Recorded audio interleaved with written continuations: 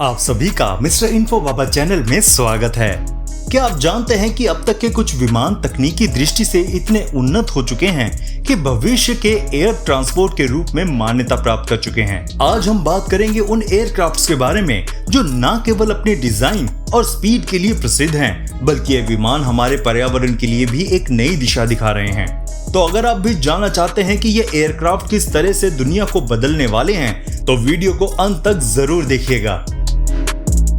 अगर आप हमारे इस चैनल पर नए हैं तो चैनल को सब्सक्राइब करना ना भूलिएगा and don't forget to hit the notification bell. Air taxis एक क्रांतिकारी परिवहन तकनीक है जो शहरी यातायात को आसान और तेज बनाने के लिए डिजाइन की गई है। ये छोटे इलेक्ट्रिक या हाइब्रिड इंजन वाले विमान होते हैं जो वर्टिकल टेक ऑफ और लैंडिंग तकनीक का उपयोग करते हैं। एयर टैक्सीज का मुख्य उद्देश्य भीड़भाड़ वाले शहरों में समय की बचत और सड़क यातायात से बचाव करना है। उबर, ज़ोबी एविएशन और वोलोकॉप्टर जैसी कंपनीज इस क्षेत्र में तेजी से काम कर रही हैं। इन एयर टैक्सीज को हवाई अड्डों, व्यस्त शहरी क्षेत्रों और छोटे गंतव्यों के बीच यात्रा के लिए आदर्श माना जाता है। 2024 से 2023 के बीच एयर टैक्सी सेवाओं के बड़े पैमाने पर शुरू होने की संभावना है। ये पर्यावरण के अनुकूल, कम शोर वाले और अत्याधुनिक नेविगेशन सिस्टम से लैस हैं। एयर टैक्सीज के आने से शहरी जीवन और यात्रा में एक बड़ा बदलाव आने की उम्मीद है। B-21 रेडर अमेरिका का सबसे आधुनिक स्टील्थ बॉम्बर है जिसे नॉर्थरोप ग्रुमन कंपनी ने विकसित किया है। ये विमान अगली पीढ़ी के गुप्त मिशनों के लिए तैयार किया गया है और इसे पारंपरिक और परमाणु दोनों प्रकार के हथियार ले जाने में सक्षम बनाया गया है। इसकी सबसे बड़ी खासियत इसका स्टील्थ डिजाइन है जो इसे रडार की पकड़ में आने से बचाता है। ये अत्याधुनिक तकनीक जैसे आर्टिफिशियल इंटेलिजेंस और क्लाउड कंप्यूटिंग का उपयोग करता है, जिससे इसे अन्य विमानों के मुकाबले अधिक स्मार्ट और प्रभावी बनाया गया है। B-21 रेडर का नाम 1942 में डूलिटल रेडर्स मिशन की वीरता को सम्मानित करते हुए रखा गया है। ये 2027 तक अमेरिकी वायुसेना के बेड़े में शामिल होने की योजना में है। ये विमान लंबी दूरी तक उड़ान भरने और दुश्मन की गहराई में हमला करने में सक्षम होगा।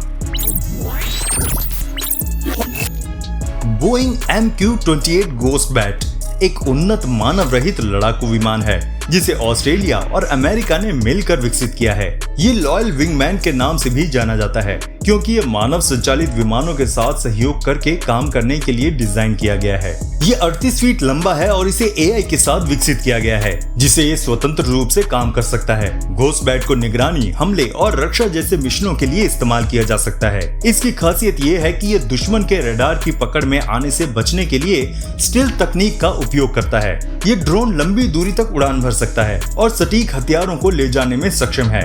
MQ-28 को भविष्य की वायुसेना के लिए गेम चेंजर माना जा रहा है जो आधुनिक युद्ध के स्वरूप को बदल सकता है। चैलेंजर 3500 बोम्बार्डियर द्वारा निर्मित एक प्रीमियम बिजनेस जेट है जो आधुनिक तकनीक और आरामदायक यात्रा का प्रतीक है। इसे 2021 में लॉन्च किया गया और ये अपने अत्याधुनिक फीचर्स और पर्यावरण अनुकूल डिजाइन के लिए जाना जाता है। इस जेट में अत्याधुनिक कॉकपिट सिस्टम है जो बेहतर नेविगेशन और सुरक्षा प्रदान करता है। इसमें 10 यात्रियों के लिए शानदार और कस्टमाइजेबल इंटीरियर है जिसमें लेदर सीट्स, स्मार्ट टेक्नोलॉजी और हाई स्पीड कनेक्टिविटी की सुविधा है। चैलेंजर 3500 अपनी श्रेणी में सबसे कम कार्बन उत्सर्जन करने वाले विमानों में से एक है। ये 7408 किलोमीटर तक की दूरी बिना रुके तय कर सकता है और इसकी अधिकतम गति 0.83 मैक है। यह विमान बिजनेस जगत के लिए एक परफेक्ट चॉइस है जो स्टाइल, परफॉर्मेंस और स्थिरता के आदर्श संयोजन को दर्शाता है। The HY-4 दुनिया का पहला हाइड्रोजन ईंधन आधारित यात्री विमान है। इसे पर्यावरण अनुकूल विमानन के क्षेत्र में मील का पत्थर माना जाता है। इसे जर्मन एरोस्पेस सेंटर DLR और पार्टनर्स द्वारा विकसित किया गया है।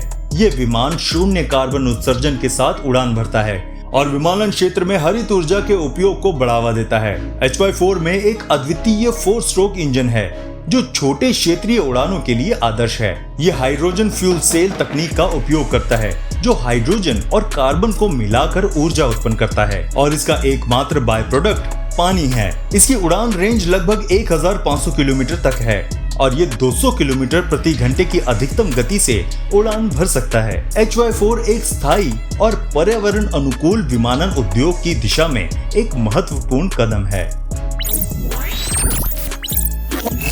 कोराबल मार्केट, जिसे कैस्पियन सी मॉन्स्टर कहा जाता था, एक विशाल ग्राउंड इफेक्ट व्हीकल था जिसे सोवियत संघ ने 1960 के दशक में विकसित किया था। इसे कैस्पियन सागर के ऊपर कम ऊंचाई में उड़ान भरने के लिए डिजाइन किया गया था, जिससे यह रडार की पकड़ में भी नहीं आता था। ये 106 मीटर लंबा और 544 टन तक का भार ले जा सकता था। इसकी लंबाई 106 मीटर थी और 544 टन का भार ले जा सकता था। इसकी खासियत इसका ग्राउंड इफेक्ट टेक्नोलॉजी थी, जो पानी की सतह के पास एक कुशन बनाकर इसे उड़ने में मदद करती थी। ये 500 किलोमीटर प्रति घंटे की गति से उड़ सकता था। कोराबल मार्केट का उपयोग मुख्य रूप से सैन्य उद्देश्यों के लिए किया गया, जैसे तेज ट्रांसपोर्ट और मिसाइल लॉन्चिंग। हालांकि इसे व्यापक उपयोग में नहीं लाया गया, लेकिन ये इंजीनियरिंग और इनोवेशंस का एक शानदार उदाहरण है।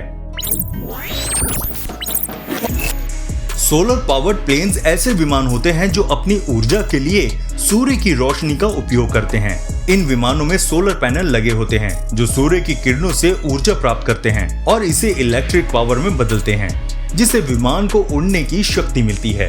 सोलर पावर्ड प्लेन्स को विकसित करने के पीछे मुख्य उद्देश्य पर्यावरण की सुरक्षा और जीवाश्म ईंधन पर निर्भरता को कम करना है। सबसे प्रसिद्ध सोलर पावर्ड विमान सोलर इम्पल्स 2 है, जिसने 2016 में पूरी दुनिया की यात्रा पूरी की बिना एक भी गैलन ईंधन के।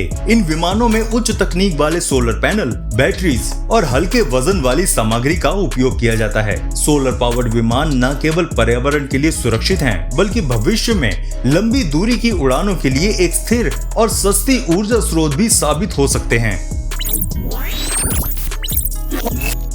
स्पेस बैलून, जिन्हें हाई एल्टीट्यूड बैलून्स भी कहा जाता है, ये ऐसे बैलून्स होते हैं जो हाइड्रोजन या हीलियम गैस से भरे होते हैं और इन्हें बहुत ऊंचाई पर भेजा जाता है, जहां ये ऊपरी वातावरण और कक्षा के पास पहुंच सकते हैं। इनका उपयोग मुख्य रूप से वैज्ञानिक अनुसंधान, एटमॉस्फेरिक स्टडीज और सस्ते सैटेलाइट लॉन्चिंग के लिए किया जाता है। स्पेस बैलून के द्वारा हम पृथ्वी की ऊपरी परतों, आइसोसेरे और सौर कक्षा की सीमा के बारे में जानकारी प्राप्त कर सकते हैं। उदाहरण के लिए अल्टीमेट एयर स्पेस बैलून ने 2019 में लगभग 40 किलोमीटर की ऊंचाई तक यात्रा की। इन बैलून्स को अंतरिक्ष पर्यटन के लिए भी संभावित रूप से इस्तेमाल किया जा सकता है, जिसमें यात्री इन बैलून्स द्वारा ऊपर की कक्षाओं में यात्रा करेंगे। ये पर्यावरण के अनुकूल और कम खर्चीला हो सकता है।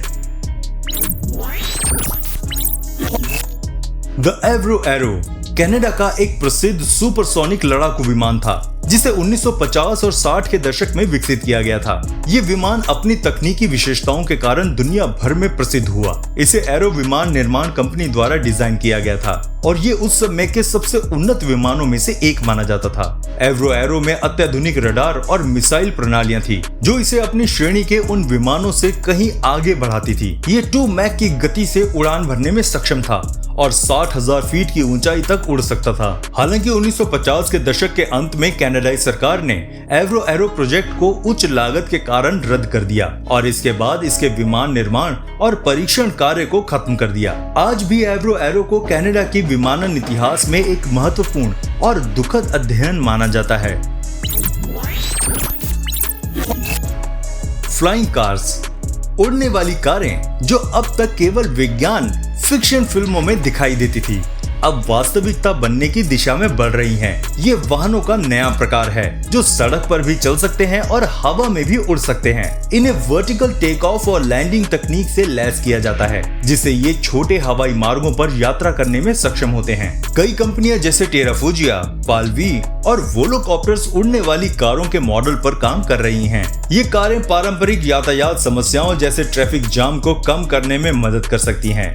इन कारों का डिजाइन आमतौर पर हल्का और शक्तिशाली होता है। इसमें इलेक्ट्रिक या हाइब्रिड इंजन होते हैं। भविष्य में उड़ने वाली कारों के सड़क और आकाश में यात्रा करने से शहरी परिवहन का रूप पूरी तरह से बदल सकता है, जिससे समय और ऊर्जा की बचत हो सकती है। आपको हमारी ये वीडियो कैसी लगी हमें कमेंट करके जरूर बताइएगा। इससे हमें और इम्प्रूव करने में मदद मिलती है। और अगर ये वीडियो पसंद आए तो इसे लाइक भी कर दीजिएगा। मिलते हैं आपसे अगली वीडियो में, तब तक प्लीज अपना बहुत ध्यान रखना।